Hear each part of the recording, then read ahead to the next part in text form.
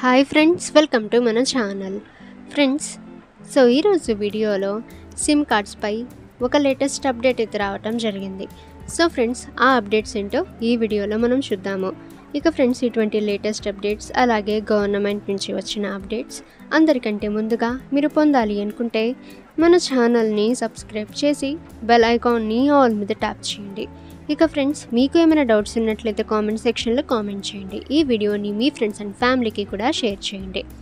ఇక friends, SIM కార్డ్పై update అయితే రావటం జరిగింది. ఎయిర్టెల్, జియో, విఐ ఈ కార్డ్స్ అన్నిటిపై కూడా అప్డేట్. సిమ్ కార్డులను పోర్టు చేసే నియమాలు మార్చబడ్డాయి. 7 రోజుల వెయిటింగ్ పీరియడ్, అందుకే అవసరమైన నిర్ణయం అనేది తీసుకున్నారు. ట్రాయ్ ఎంఎన్పి నిబంధనలను మార్చింది. సిమ్ పోయినట్లయితే దానిని పోర్ట్ చేయడానికి మీరు 7 days వెయిట్ అయితే చేయాలి. ఇక ఫ్రెండ్స్, మీరు ఎప్పుడైనా మీ సిమ్ను పోగొట్టుకున్నట్లయితే లేదా సిమ్ పాడైపోయినట్లయితే అటువంటి పరిస్థితిలో మీరు మీ టెలికాం ఆపరేటర్ వద్దకు వెళ్ళి సిమ్ను భర్తీ చేయండి. ఈ ప్రక్రియను సిమ్ స్వాప్ అని అంటారు.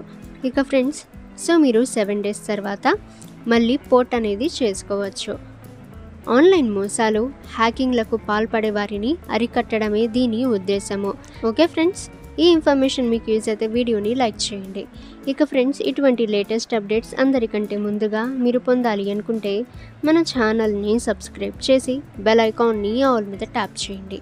ఇక ఫ్రెండ్స్, మీకు ఏమైనా డౌట్స్ ఉన్నట్లయితే కామెంట్ సెక్షన్లో కామెంట్ చేయండి.